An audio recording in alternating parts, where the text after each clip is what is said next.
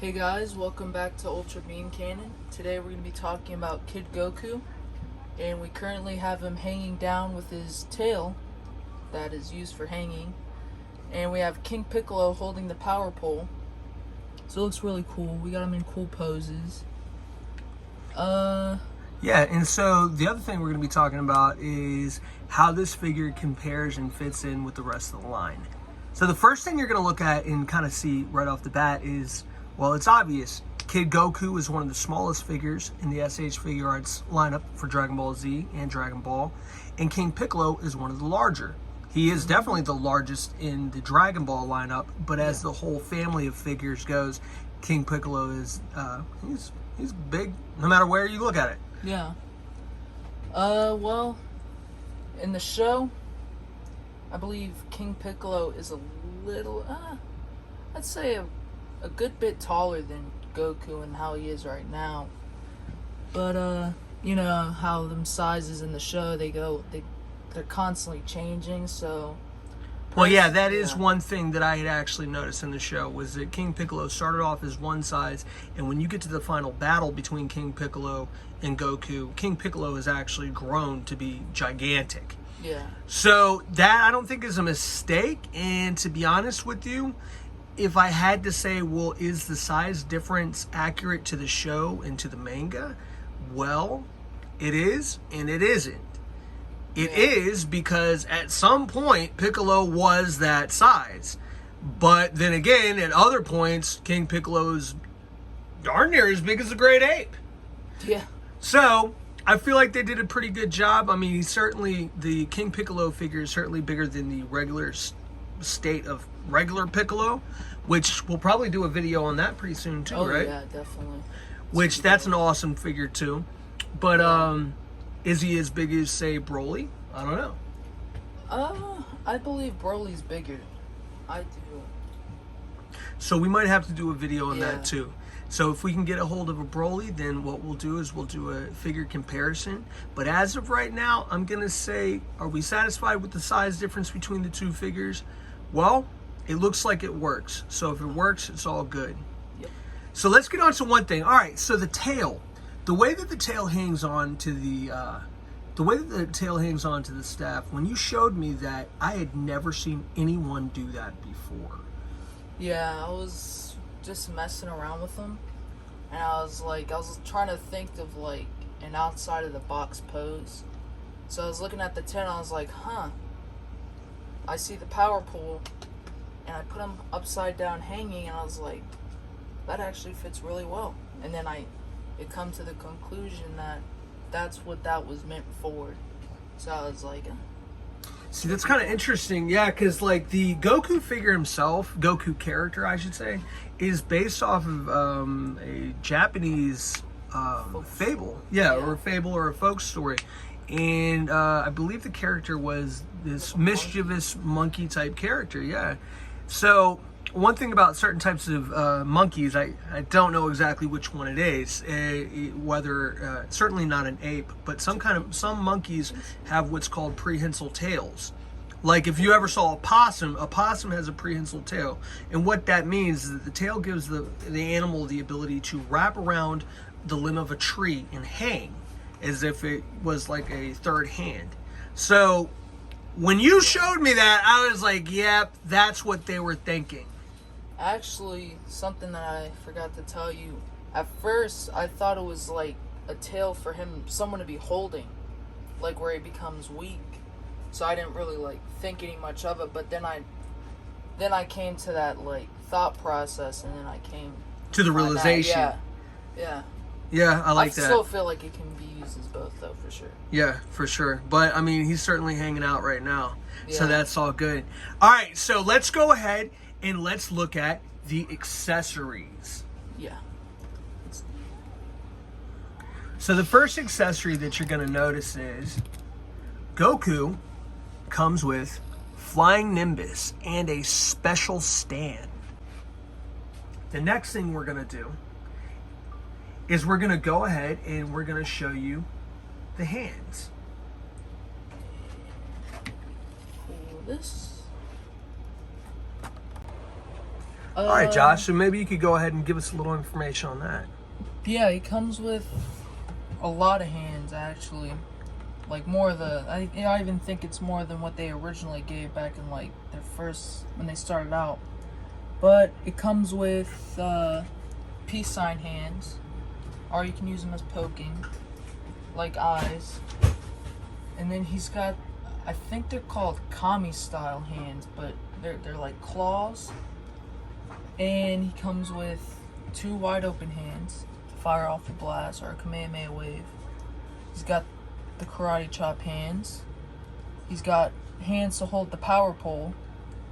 And he's got another charging Kamehameha wave hand. He also comes with 2 tails. We already went over that one. So this one's just his neutral tail. He comes with the power pole. And he comes with the sheath with the power pole. And you can actually take it out whenever he's holding it. Oh, that's cool. I like that. I do like that a lot. Actually, the original one, when they showed the promo of the figure, this was actual real rope. So it wasn't plastic, it was real rope. He also comes with a Dragon Ball, which is the 4-star Grandpa Gohan Dragon Ball. If you watch the show, he's got his little Grandpa Dragon Ball on top of a pillow. And Bulma tries to take it from him. That damn Bulma. Goku wasn't gonna let that slide, not one bit. No. He's got his 2 faces, happy face, you know, eyes and open, a happier face. and kind of like a mischievous face. That's what you would call that? Yeah, a little. It looks like troublemaker. borderline Joker face. All right. And then he's got his angry face, which is on the figure. No, that's the best face I have. Yeah. Oh yeah. Yeah. It's dope. When I think about Goku, I think about Goku beating somebody up. So Oh yeah. it's all good. Doesn't matter. Let's get to the articulation. Goku comes with the regular ball joint. Let me show you. Ball joint and an actual ball joint too. That's cool. Would that be considered a double ball joint, or what's the story on that? Yeah, I'd consider it that. Well, it's got a ball joint and then it's got a ball peg. Yeah. It comes with little pop-out shoulders. You can call it a butterfly joint. I think it's a little different from it. It's something else.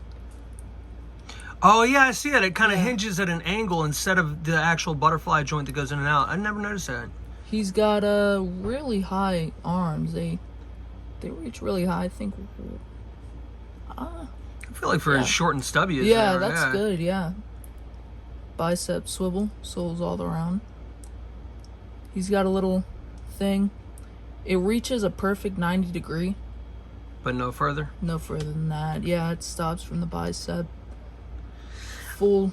I mean, I guess for posability, if you're going to pose them in like doing a stop motion or something like that, I feel like you probably would want more than 90. But I feel like for general posing, if you were just going to take pictures or leave it up on your shelf and, you know, figure something out. I mean, it's not perfect, but it will work.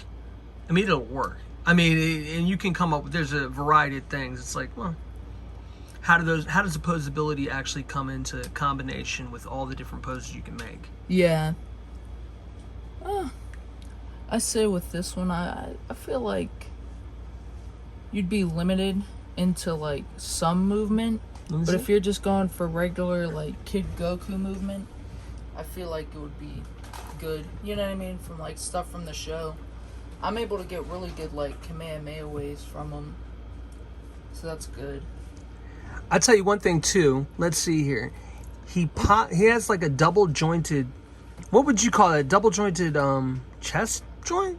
Is that what that would be? I wouldn't say. Well, essentially, it's I'd double say jointed. Like a crunch, maybe an ab joint. Oh, I think you're right. Yeah. It's like you can get crazy pose, kind of like, really kind of like real person type pose. They feel like, you know what I mean? Something about them. They feel like you can actually get like real life poses, and it's cool, and you can take really cool pictures with it. I mean, I feel like he's like the Karate Kid. It's like having a piece of the show in your own house. It's crazy. I mean, I remember growing up watching Dragon Ball and watching Dragon Ball Z. And, you know, when I was a kid, when I got introduced to Dragon Ball Z, on Toonami. It was Toonami. When I saw Toonami on Cartoon Network back when I was a kid. When I started watching Toonami and Dragon Ball Z started coming on, Dragon Ball Z came on in the afternoon and at night. And so if you were a kid growing up in the 90s and you were able to watch it, you know, you would be waiting for it because everyone's so familiar with every aspect of this story, but yet it's easy to forget the fact that there was a point when you didn't know what was going to happen. You didn't know first of all, you didn't know that Goku was ever going to turn Super Saiyan. Can you imagine not knowing that? Can you imagine Kaioken Goku being the highest power form you knew of Goku? Right? So that kind of thing is like, well, it almost allows you to, almost relook at and re-examine these figures, because as they do the releases, that's why it's so important to so many collectors that they release figures that are so important to the storyline, because it is a very well-known storyline at this point. But it was like when you first saw Frieza, you didn't know what to think. Especially when you heard him talk. Yeah. You heard Frieza talk, man, forget about it. It's like, man, who is this guy? He ain't doing nothing. But then you come to figure out that actually, indeed, Frieza is not to be messed with. Yeah. All right, so, I continue back from Articulation? No, I feel like Articulation was pretty well taken care of.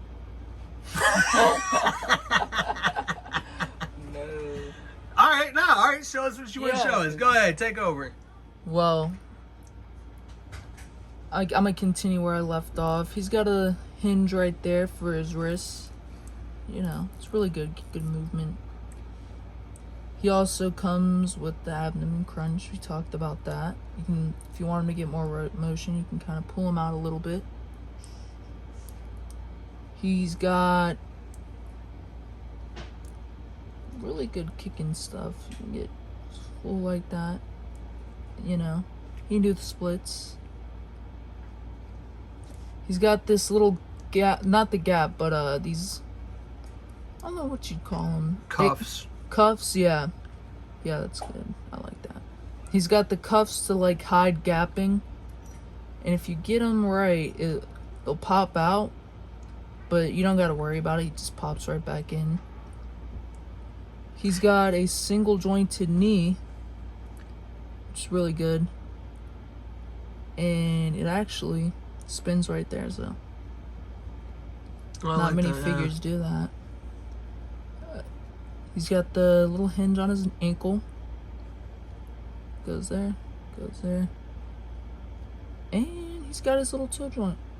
Yeah, let me get that. Yep, goes in like that. How about that? And I feel like that's all that has to go around. He's got a little belt swivel, but kind of like nothing too much. And let me get him in a cool pose. It's like,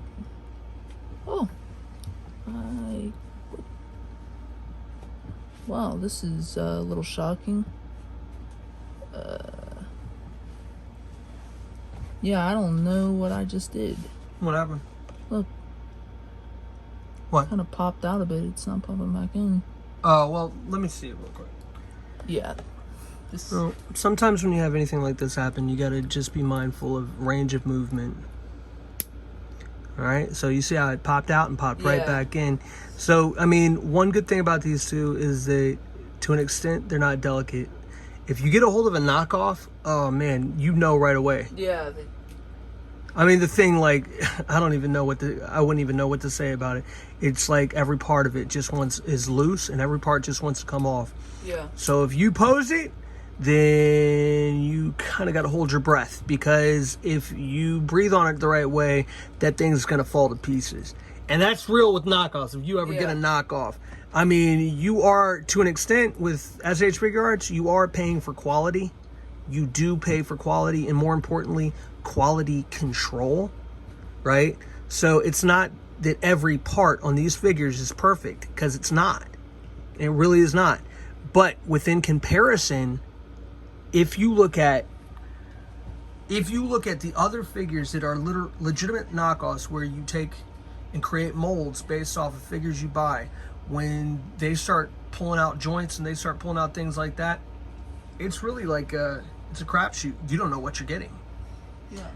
So let's go for it, and let's cover the last part of it. The last cool part that I would say. Oh, the box. Yeah, the box. Nothing like the box. The box. Do not let this box get messed up. If you buy this thing, you keep that box. You keep that box safe. You put it somewhere, and if not, you sell the box, because people actually buy the boxes. Yeah. So what does that tell you? So what's special about this box? Well, one great thing about this box is it looks pretty good on the shelf. Yeah. I feel like a lot of good things. It's got the orange colorway, I'd say, because each box comes with a different color. He's got the little panels of like promo pictures of them. Shows what the figure looks like and shows what things look good with them. It's got the Shinron SH figure arts. Shows the Nimbus, Power Pole, everything. And if you ever see it, make sure it comes with the silver sticker, this other sticker, the Funimation sticker. Make sure it shows all the companies, the Bandai, Tamashii Nations, Dragon Ball.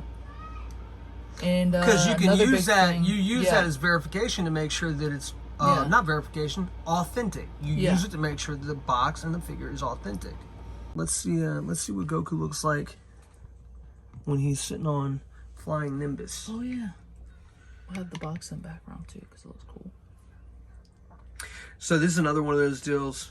Flying Nimbus, you kind of gotta, it's a little bit of a bulky piece, but it's also something really cool to have. Yeah. So, let's see. I like the shadowing that they did into it too. That's nice. Yeah, I wish they did that more, don't you? Yeah. That's okay. It happens. It happens. Of course, I'm the type. I'll turn around and I'll actually. Let's see if we can get a good picture of it. There you go. How about that? Nice. All right. I think that's about it. Yeah, I think that's we went everything. over everything. So anyway, if you want to catch our next video, what is our next video going to be on? I think Vegito. I want to do Vegito because I made that one stop motion thing. I think it will be nice. You want to do Vegito next? All right, Yeah. so the next review is going to be on Vegito. And keep a lookout for our video. We're going to do, when we get the figure in the mail, we're going to get Gogeta and we're going to get Gotenks. And we're going to do a side-by-side review. Wait, they gotta get a sneak peek. All right, you want a sneak peek on that one? Sneak all right. peek. You put the sneak peek out there. That's all you're getting. That's all you're getting. That's all you get. That's all you get for today. So if you want to watch that, it's going to be dope because it's not just going to be Gotenks, which is a cool figure all by himself. It's going to be Gogeta and Gotenks. See how they compare with one another. Oh yeah. And in another video, I'm going to be doing Vegeta and Gogeta. That's for sure. Oh yeah, for sure. That's going to be for sure. All right. So anyways, so this was Special Beam Cannon. Yep. And we'll be coming at you with some more stuff coming up. So see ya. I'm sorry. It's Ultra Beam Cannon. Ultra Beam Cannon. I said Special Beam Cannon? Meant to say Ultra Beam. All right, that's going to be it. Bye-bye.